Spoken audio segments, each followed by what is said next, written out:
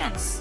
Whether shopping for groceries, on a night out with friends, paying school fees, or donating to a cause. Just click on the Browse and Pay feature on the app to get a full list of businesses that accept payments via TipMe. With a business account, you can set up the ultimate salary payment easily, ensuring that your staff get paid on time.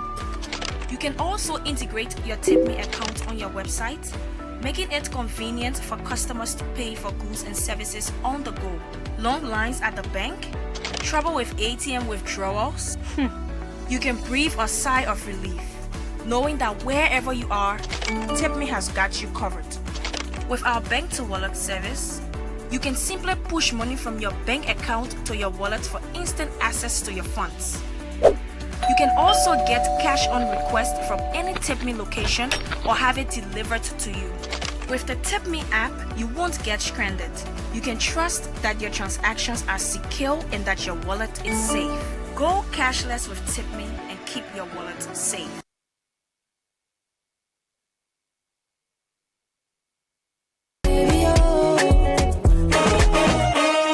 Orange money.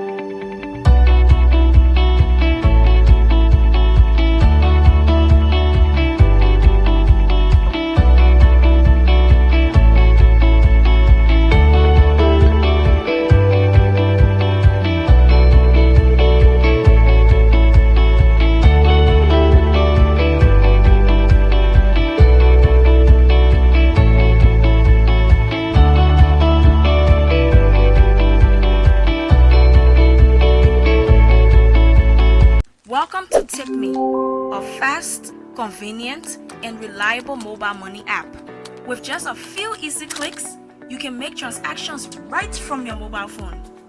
You can buy airtime, send a Welcome back to the show, and thanks for rejoining us right here on the KMTV Morning Show. My name is Amos Thomas Momo. Like I said to you, returning, we will usher in our guest this morning. Our guest is in a different, attire, and he'll be telling us just a jivit of the way he's dressed this morning. But this morning we have Colonel Alhaji Abraham Krumah, former Deputy Police Commander of the Liberia National Police and CEO of Pilot Security Guard Service in Liberia. They are involved in too many activities, two providers of too many security services. And so he's joined us this morning. We want to say a pleasant welcome, Chief, and thanks for passing again. This is your second time. Yeah, second time appearing, man. Yeah. It's good. It seems to now giving me another route. Okay. And people said I always visited another radio station. I'm not going to call the name yet, but this KMTV. Maybe because it's my neighborhood. But yeah, it's a pleasant pleasure to be in the sight of your listening, of viewing public. Okay. We, like you said, I am. You're in a different attire. Tell us about. Well, this is a regular attire for people in that part of the world. Actually, this is for summer. This is the summer wear. Okay. And because it's already every day since I came back from the States a couple of years ago, I still feel summer every day. Okay. So this is the attire. I just came from Saudi Arabia, by the way. Well, I went to Hajj this year. Okay. I was a member of the Liberian Hajj delegation. Okay. We visited the holy places. We did our program. We basically fulfilled our religious obligation, the 5 pillars of Islam. And that's why this is not a reason why I'm dressed like this, but it's just one dress that I decided to wear today. So it means that you are now an Alhaji. So being an Alhaji, what does that mean?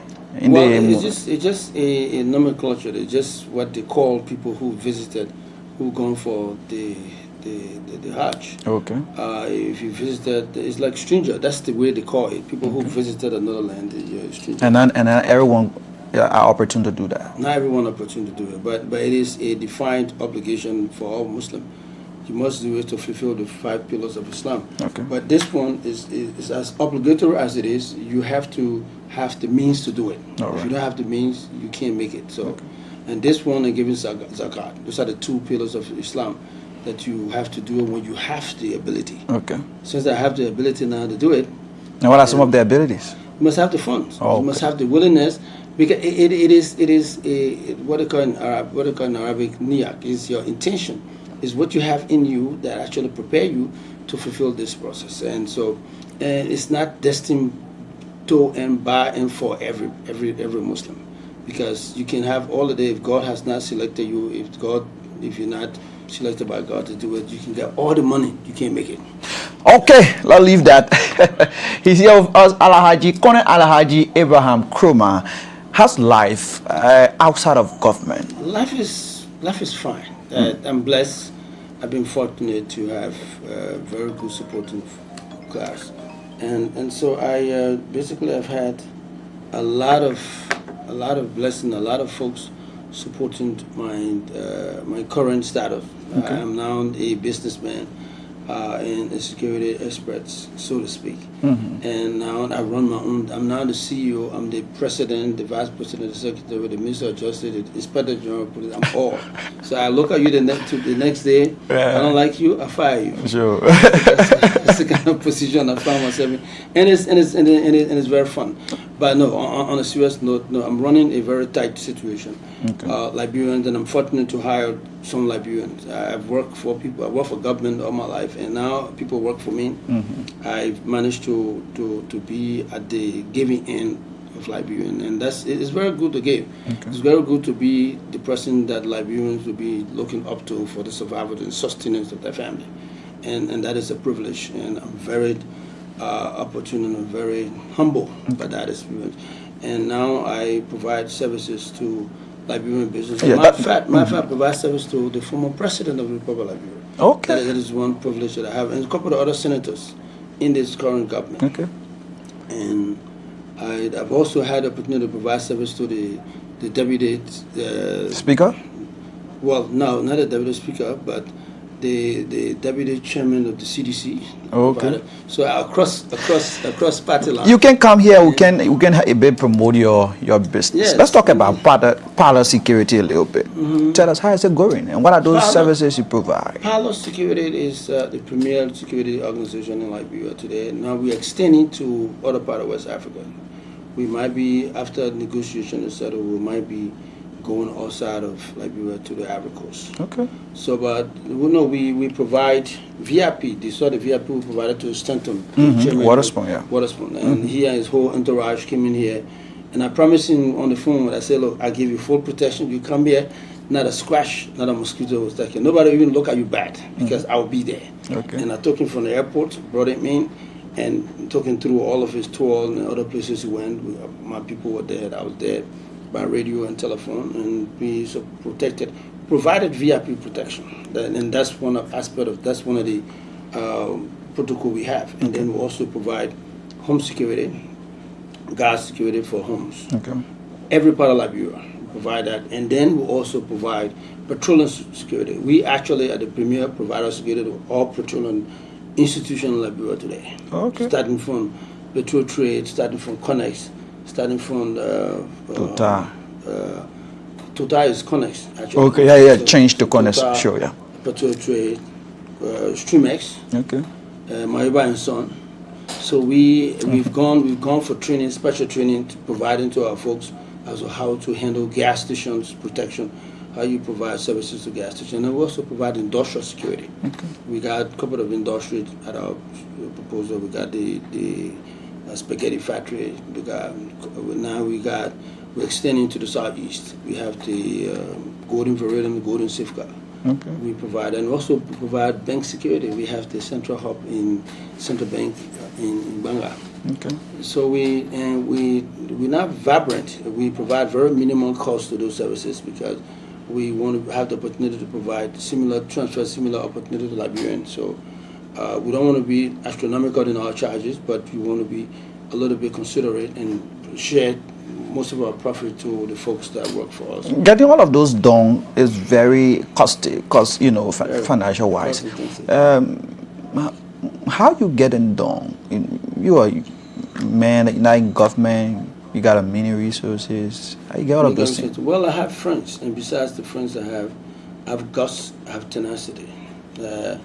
I've been hustling in government, I've been hustling outside of government, and I have a very good family background who's been very supportive of me. Even when I'm in government.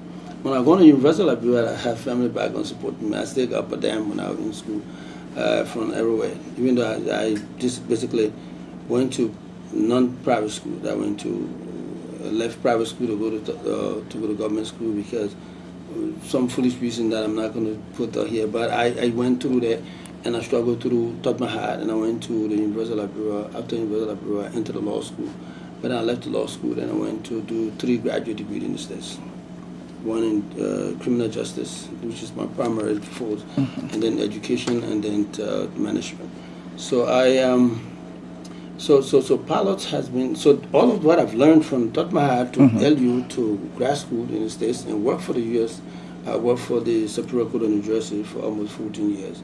And then back here, I took all of that and invested it into this organization I have. And so I tried to make sure that it has its own resonance among security organizations in Africa. Okay. To them. I don't want to restrict it to Liberia. I know I got a few competitors here, but the security service I provide is across and it has its own limited bandwidth with regards to what my competitors will provide. My competitors focus on gas service, but no. Besides that, we do consultancy. We also building a house. You need to find, what level bar wire you need, what gate level you need, what do you need with regards to your security booth, okay. Where you want your security booth to be placed to have a minimum and maximum attention towards the security of your property. We provide that consultancy as well. We also do debt collection, just so you know. Right. Collect debt for you, debt. Oh, debt, okay. Yeah, collect debt for collection for people who basically, some of our customers has been GT Bank, the MP gas station, and the very connects that we provide, which is good for today. Those are all people who have been our customer clientele. So that Pilot is a very vibrant institution. That's why it is called Pilot Security and Consultancy. Okay. All right. This morning we have Conan Abraham Krumah as our guest. Amos will want the security for today. Is it possible? How much it costs? Oh yeah. Well, no, depending on the evaluation we do of your property. Okay. We go there and see exactly what if you want security, what type of security you need. We ask you that. If you want it for your home, you want it for your business, you have a factory, you want industrial security, or you situation you want petroleum security. We evaluate you based upon that. We got experts. We got former security chiefs from the police, the NSA, the Army, the DEA. We have all combined. So we trying to feed them out there. We have had some challenges in getting qualified young Liberians to actually participate in the gas service thing. Those are issues we've had, but we're building up on it. But so if you need it, we just put you up onto it. Okay, so you people in the private security sector are of huge number. You run one. Mosara has his, yes, and the rest of the other guys. That's the big boss. Yeah. He has what do you call them? Metasty. Metasty is the grand jewel of all clients. Now, have there been any negotiation with the private security sector in buttressing the effort of our national security? Well, we've had that. Momo and myself, when I was in government, Momo had made it his duty to actually foster that relationship. And we tried to do it, but then we have some resistance and stuff like that. But I think it's something that is worthy. Okay. Why? Because the government, they have competing priority. The police have not gotten enough support, to be honest with you, from the national coffers to protect and promote their initiatives. So they've had challenges with few material. They've had series of issues that would not allow them to be proactive So in most cases, they are reactive because it's not their fault. It's not their ability, their inability to perform. Is that they don't have the requisite resources to actually meet those needs. Because I know I was there. I know the amount of people I trained at the police. I know the amount of training that they got. We got one of the best trained institutions in Africa right now, the LMP. But without logistics, they're not going to go nowhere. They're not going to go anywhere for lack of a better word. But what I could tell you that there is a need for that collaboration. There's a need for that because we are a private institution. We are a private institution. We have fundings. We are for profit. They're not for profit. They have to wait for taxpayer money sent out in this minimum stuff for them to be dished out. And so they have frustration. So they have to now foster that relationship with the private security sector. Sit down on the table. Let's discuss it. I mean, let's cut a line of demarcation as to what we do, what you want us to do. We've done several arrests on the street. We passed it on to them. At night, we're patrolling. We have fuel, we have other stuff. We have vehicle to patrol the street because they can't patrol much. Let me see that clearly. Yeah. So we would do that for them. We arrest, take it to the depot, and say, "Look, this is what it is." But of late, I'm very hopeful. Happy to go with government. They provided some vehicle that we can see on the street nowadays, and it helped to reduce crime. Because the restriction we put out there for the motorbikes was not meant to stop motorbike transportation. It was meant to restrict the 5% of the 100 percentage of motorbike vehicles that are committing crime. That 5 percentage point, those are the people that we restricted on the 10 o'clock guideline for. But the 10 o'clock guideline, I don't think is assisting much. But so they have that challenge to stop those guys. What are they saying in terms of your negotiation in doubling their efforts?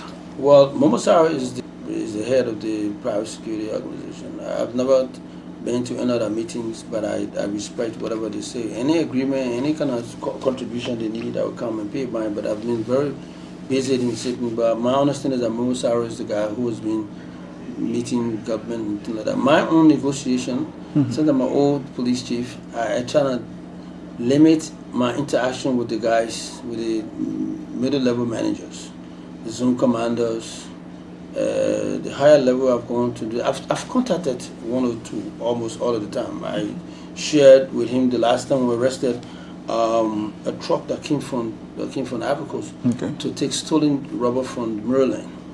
I worked along with 102, and I was arrested, and we turned the knives in the court in Plebo for prosecution. So that was the collaboration we've had among private security. That's the kind of thing I want us to do, and 102 knowing what to do, basically adhere to my call and decided to give me the necessary support I needed.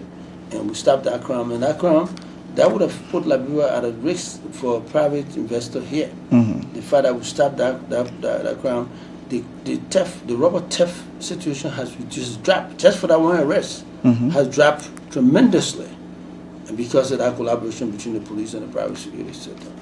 And I want to use this public meeting to express heartfelt appreciation to Unit 102, Mr. Sako, for that collaboration. But how together you people in the private sector? Probably one may say I have the largest security, firm, and I think I'm superior. I'm the most, strong private security leader in the country. So I will not listen to those small, the kekele. No, it's not like that though. But what happened is that we intend to do stuff. Yes, everywhere is on. We intend to find.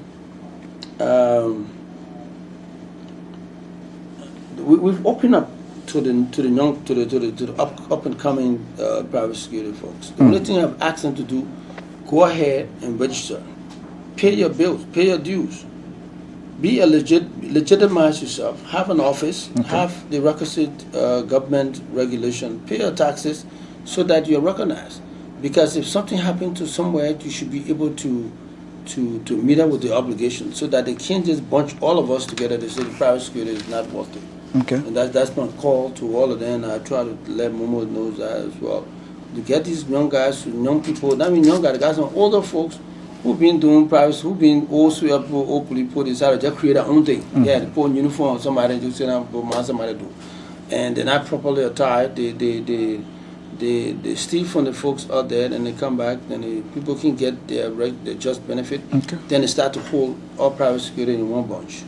And that's something that we try to kick against. Chief, you've been in the security sector for a very long time. You stay here, and this is very dear to my heart, right? The issue of mysterious death. Right now, as we speak, there are too many deaths in Maryland. Yeah. Investigation will be conducted by pathologists, and some of the scene pathologists will come on our show and say, well, that investigation was not done properly. Probably the side of the police, the side of the pathologist in question. I want you to give me the broad, explanation on how it works with the issue of death, and what should be the responsibility of the police from the initial to the end. Well, when you have a death situation, when you have homicide,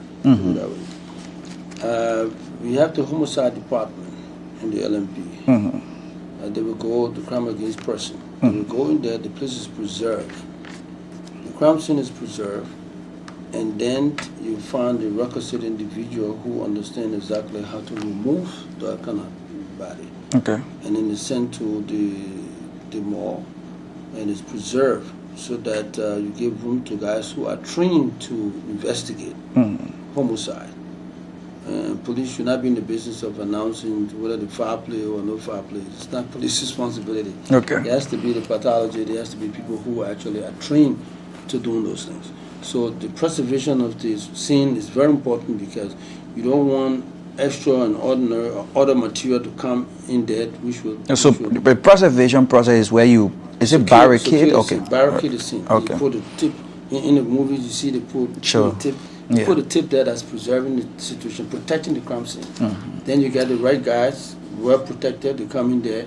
They try to find element that will result into prosecution if there is a foul play. Okay. And they'll find reasons to see that whether this was homicide or it was suicide or whether it was just natural death. So those things are meant for that. Then you start to look for prima facie in law. And the prima facie are collected. If there's crime now, the prima facie is collected. And then for prosecution, that will be part of the prosecutor's summary that we prepare for the court system. But in the absence of that, it makes it quite difficult for us to actually prosecute them, and for the pathology to actually do the work. Okay. Because and then the pathology will now start investigating and see some foreign elements who have nothing to do with the crime, but it's there because people contaminated it. You see fingerprint, people come and touch the body, and in the case of what happened on Broad Street up there by the bank, and other people will come and see it. Some people want to steal the people's stuff, and those kind of things. The fingerprint is there, and so it makes it difficult for police to actually adduce the evidence and for the pathology to actually go and find the cause of death. Can police announce the death of an... Police have no right. We didn't go to medical school. Okay. Police ain't got no medical school. We got no medical training. In Liberia? In Liberia. I said and I invent that one when I left the police. But there's no medical training for police to actually... Even somebody home, you have to be taken to the hospital. The doctor who went to all his schools, he spent all the years, you know exactly what the person is alive, person not. You can be announced that they pronounce at the hospital, DOA, dead on arrival, dead on arrival. You were dead when they brought you. So he can say that because he has the medical know-how and the scientific understanding to say that. Okay. Or they will start. Some people can just go in coma. You don't know. You see the person not breathing and the pulse is not coming right. You cannot deduce that the person has no life in him. The medical doctor, medical practitioner will have to go in there and say, look, this person is no longer alive, technically, by the definition of the word, dead. Okay. So the police, no, we do not have any right. We don't have any authority. We don't have any duty to do that. Sir, what do you think? What's your own thinking on all of the deaths that have occurred in the country and the results are always questionable. What do you think are some of the reasons? Exactly. So some of the reason, basically, you attribute it to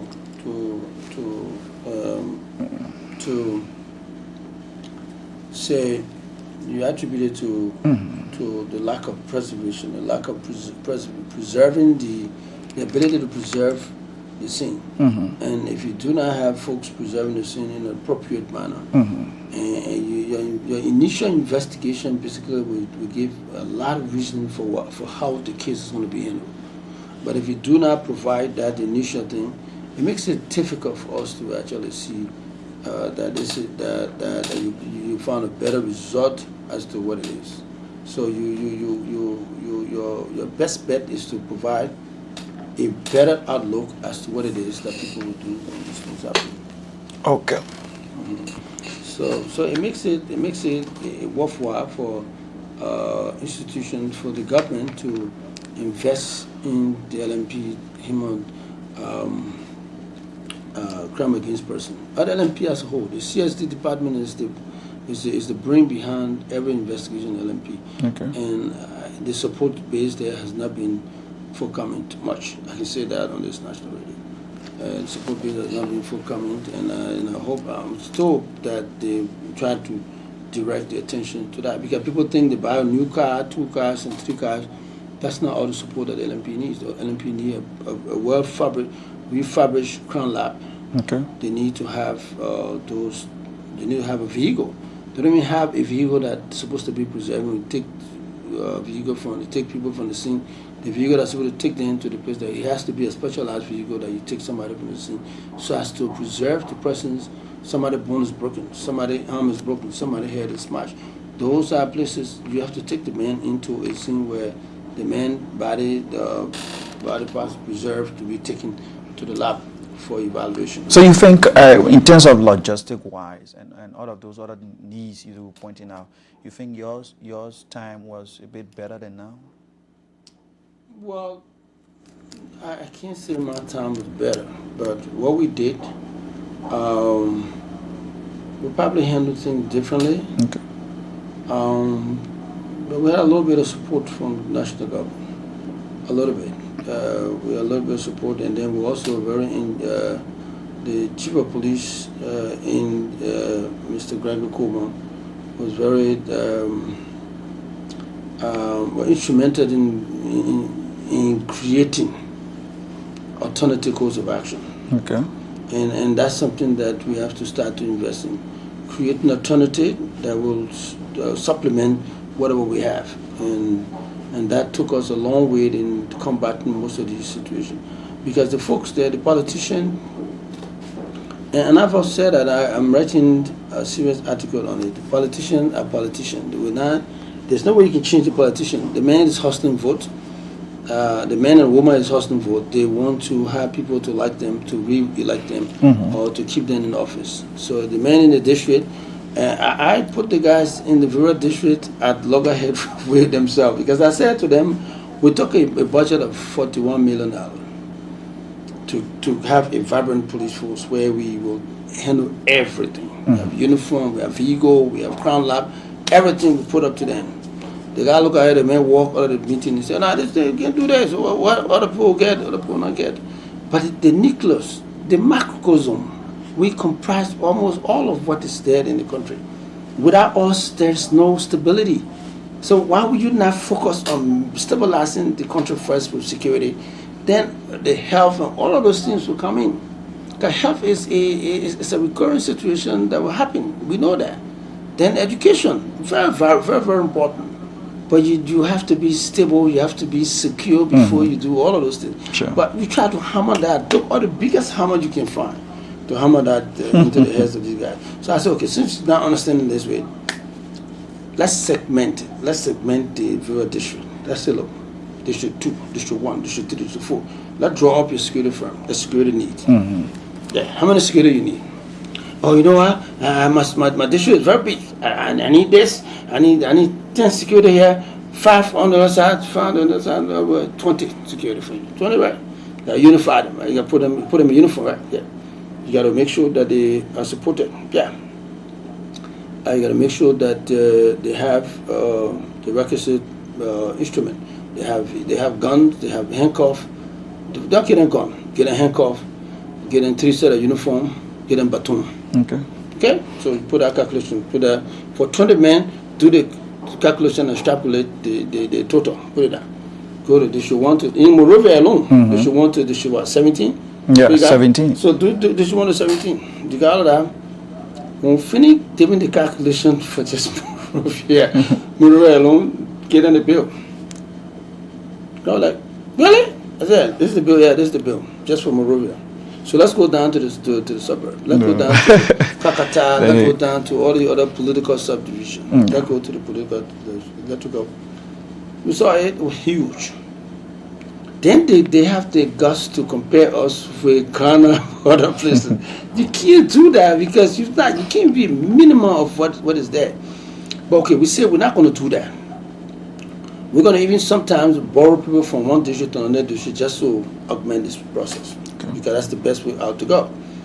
To do that, you need to be very considerate. You need to be understanding so that we can provide you the security that you need.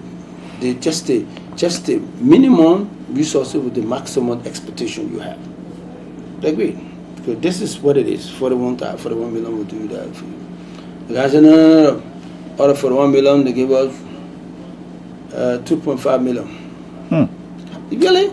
So I told the guys, man, you can sleep well. He said, yeah, you got security. This is what you're giving for what we have. After all the explanation, I mean, we got competing priorities. And then that's why in my days, no legislator will stand and tell me, say, if this is happening in my district, no, I will put the bills in front of you. This is what you did. You don't expect me to do this. I'm going to do my best. I'm going to be on the street. I'm going to organize because the 102 is the strategic manager of operations. So I will develop strategy to go after these guys. I will go strategy, we'll do proactiveness, we'll do community outreach. We do a lot of things to actually give these things, but 2 million is a drop in the bucket. And the director of police is the political guy. He's going to be, got talked to. No, I tell you exactly what it is because I'm at the receiving end of making sure that these things happen. And I feel bad for Melvin Sacco because he's getting hell because it's tough to deal with the situation as it is. And then everybody crying with competing priorities. Yeah. The poor guy is there hustling, finding a way to go. And then my man, the director of police, he's been old. Sudo has been a very old operator of mine. He knows exactly some of the frustration he went through. All of us now to see that he's at the head of the table, and the situation is tough on him. Sometimes I see my man I see my man at the office of the Inspector General of Police.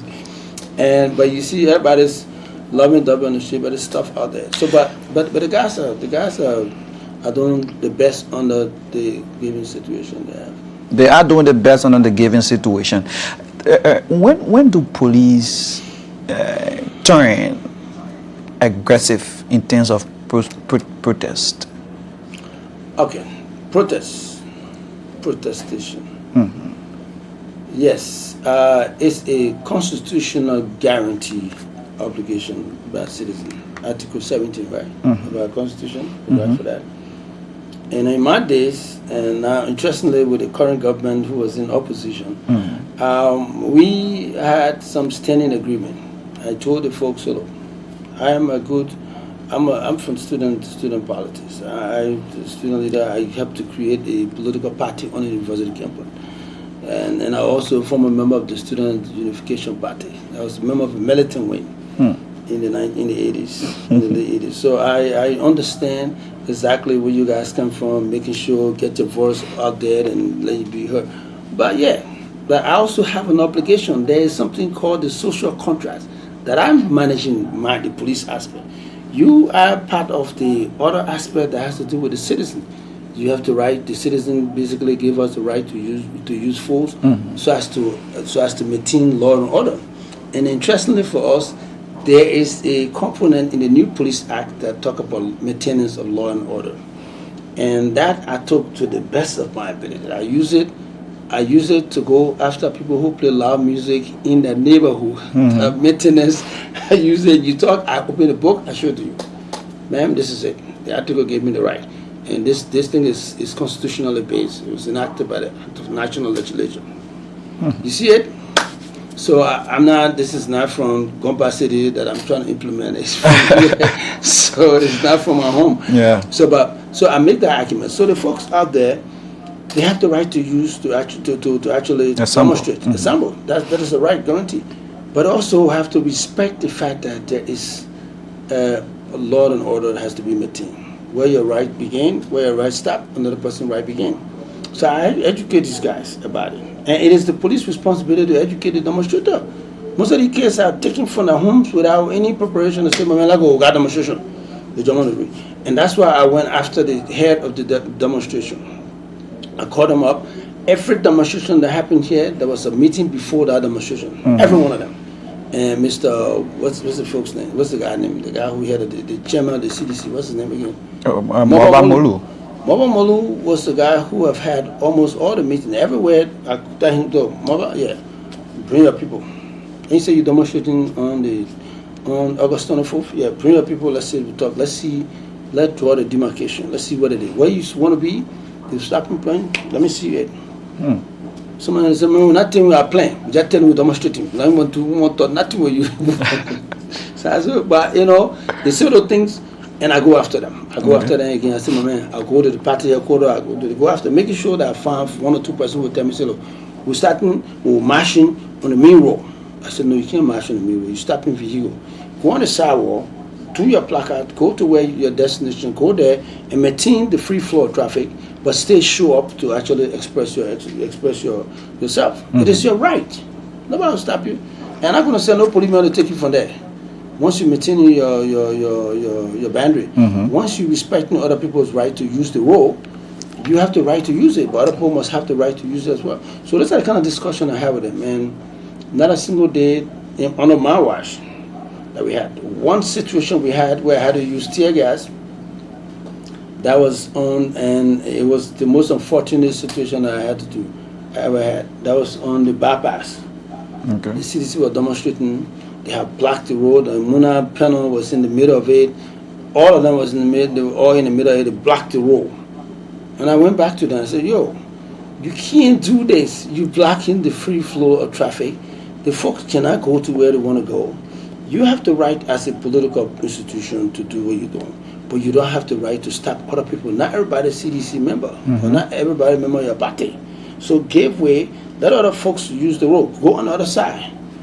Akagwe, at the time was just, they call him the general at the time. Yeah, the general said, "No, we're not doing that. We're not doing that."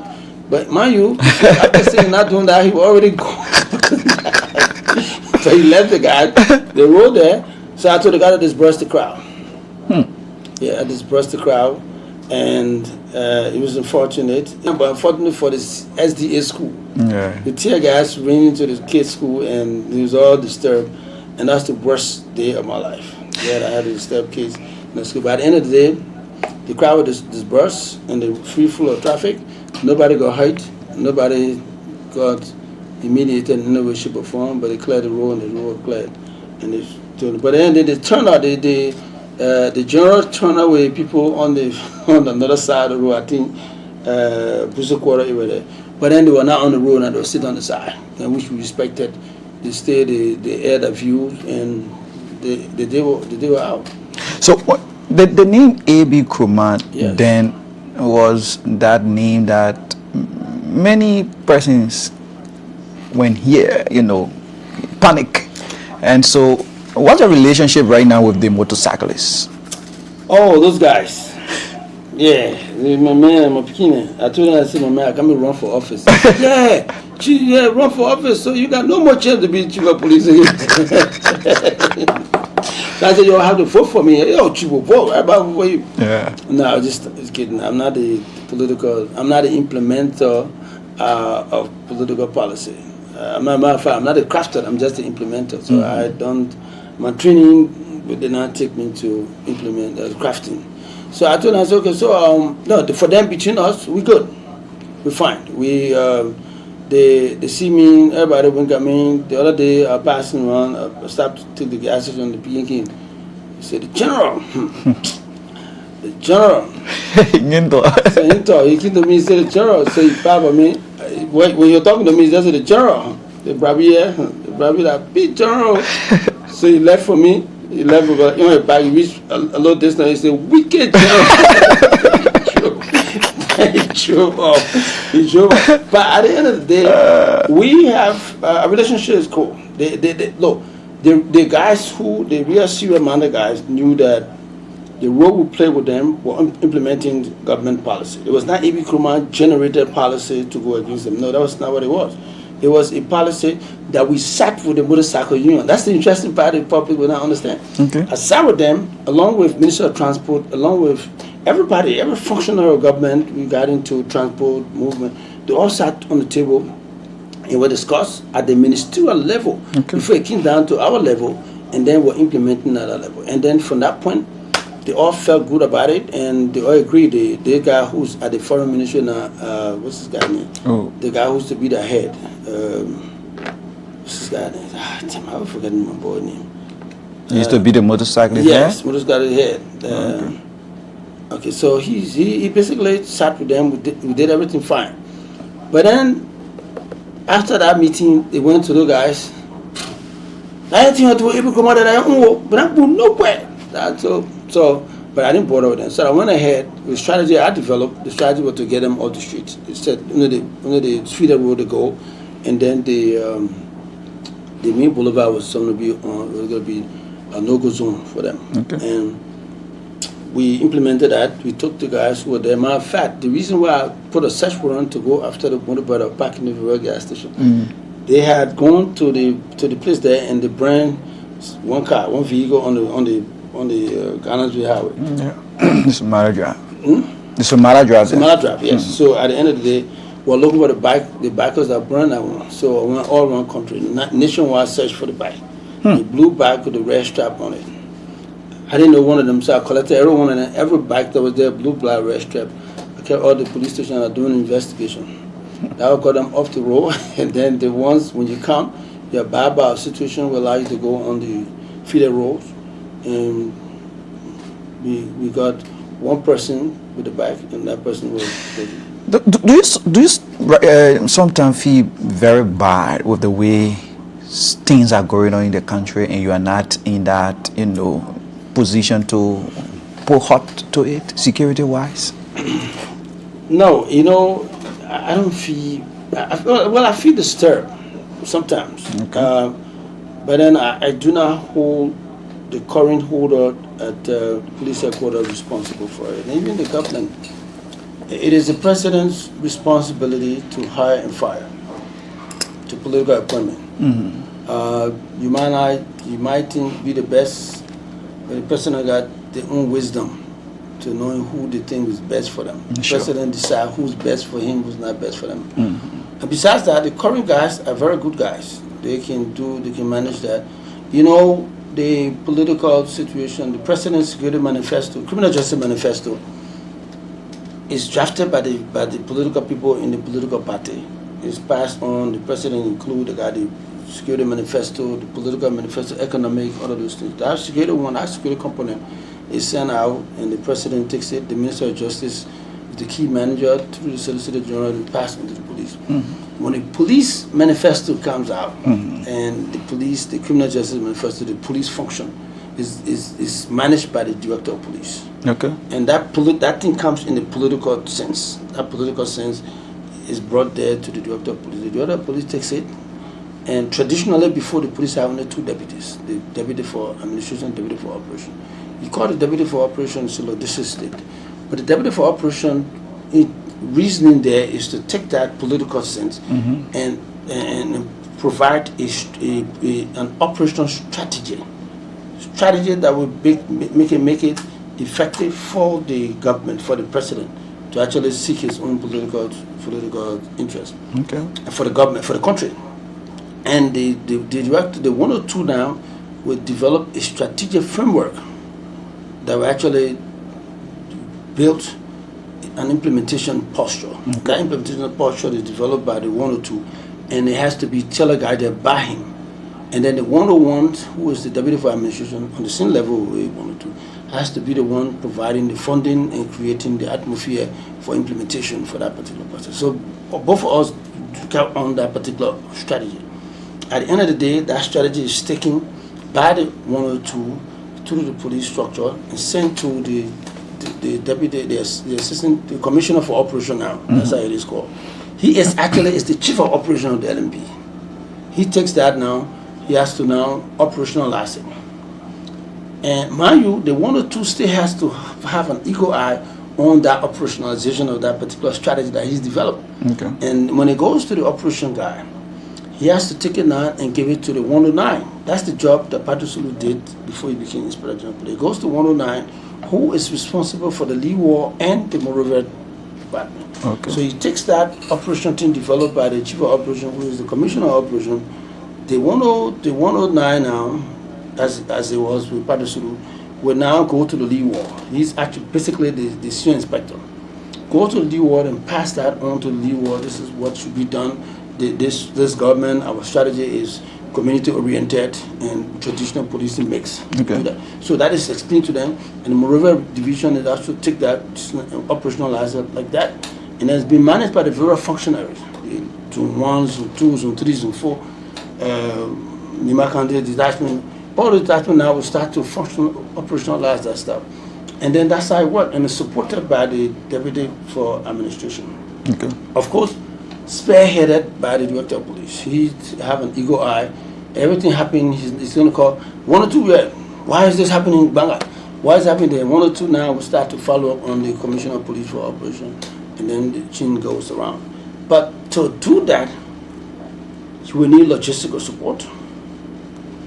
All those people will need support, we need vehicle, we need communication, we need all those things. To have a functional police system, you have to support it. I don't know, politician. If you do that, if you support the police, the best way to have the sight of the public is for them to feel safe, secure. Okay. And achieving that, for me, if I got 10 million in the budget, I would take 4 million or 5 million and give the police, give the security, so as to accomplish that particular thing. The last days of Madam Salif, we had the best we can. We saw what we did with the election. The election was free of violence, because matter of fact, when there were times where the cases, the election there we will go now. The election results were in the court. When all the police, the political party, youth wing were all sitting down, they said, I told the other police, I said, look, Chief, the adult mind is the devil workshop. These kids sitting there with our awuzes all around the place. Got different intent. Everywhere you pass, you see, I was there all around the place. I said, look, I've been here before. I always put myself in the guys' shoes. You think the guys are active? They're not active like me, like us. Where you get your energy? I got my energy from my mom. Okay. And besides that, my grandfather was paramount chief of Gompa State in Nima County. And my mom was one person who never fought her own fight. She always fought the living man fight. Okay. She lived up to 86 years old. Oh. So she always fought other people's fight. She always wanted to protect the weak against the strong. And that's that pattern I pick up. Okay. I always want to make sure that the weak is protected against the strong. And advantage has always been something that, and then my mom taught me to be persistent, to be consistent, and to be fair in my young days. And when I went to grad school, I had another professor put that in my head as well. So when he was telling me it, I knew my mom has already developed some of that. It might not have not been academic when she was telling me, but she told me exactly in different ways, and how to be fair, how to be consistent, and how to be persistent in what I think is right, and how to be fair in my application of what I think is fair and right. So my energy actually derived from her. And yeah, as we move to the 2023 election, it's very critical. What could be your education on your expertise on the way the police should handle the election, in order to have a free, fair, and transparent, like when you were there during the 2017 election? Well, there have to be a lot of planning. I'm sure the police planning right now. You always managing to coin your words in a sugarcoat manner. It's like majority of the guys in police right now came from proteges. Fine. Yes, so you managing always to not talk negative things about. No, it's not a negative thing, because you know what, the shoes, when you sit in that position, the circumstances and the situation that before you, it'd be different when you're sitting out. You can do Monday morning quarterbacking all along, you can. But when you're sitting there, when you're facing the guys who you deployed in this area and they don't have food to eat, the PSU you put down the line that you call at once and they go. When you can't find rice to give them, you can't find food to give them, they got their families. You deploy people in Maryland, they got their families in Monrovia, they got to go to school, they got to do this. So if it's dealing with those kind of situations, you tend to look at things differently than me sitting down. I can say all I can, because I've been there before. I know exactly what it is. The circumstances will come where the guy will say, they put the guy out of his house. He didn't pay rent. He was probably not responsible enough to save, to do things. The women are there. The children left from there. Everybody came to the police station. Yeah, sitting down in the 102 office. Me got play the state. All of those things, I think that the guys that are there are facing right now. And so you have to deal with that and deal with the other aspect that has to do with the two tribes fighting in Lofa, the Madingo and the Loma fighting, and you go to the other side, the Sano people, the Sapo and the other people fighting. It is your responsibility to protect the country. You have to establish law and order. All of that in your mind. You got two places. At one point in time, the president is in Vahum. They didn't carry enough support, enough weapon there. I think the guy's weapon got the car, the weapon in. Something happened. I'm not going to go through that thing. By the end of the day, I was told to leave from here to go to Vahum. I was staying in Monrovia. In a pickup, I drove from here around about 2 o'clock. By 8 o'clock, I was in Vahum. And then the person was to leave Vahum to come to Buchanan for a program. I had to be there to see what happened. I beat from Vahum straight to Buchanan before the president could arrive in Bon County. While doing that, you stay managing situation, and the guys some people demonstrating to Jamaica Road. They're not black to Jamaica Road Bridge, okay? And she one car just had accident and blocked the road in the place there. Yeah. So you have all of this simultaneously, concomitantly combating whatever you're doing. And the way to decipher those things, the ability to decipher, to see exactly how these things are mitigated to give you a lead way forward for protecting the country. Those are things that you handle. So it's a difficult thing to do, to prejudge the guys that are sitting there, because these are all circumstances that I've had to deal with, and apparently maybe they're doing the same thing. But I can tell you, when we ended the government for the election, we were very proactive. We planned ahead of time. We drew scenario as to if this happened, what we're going to do. We spoke to folks around the world, around Africa. The election they had in Cameroon at the time, the election in Gambia, the election in Sierra Leone. We went there. I went to Ghana as well.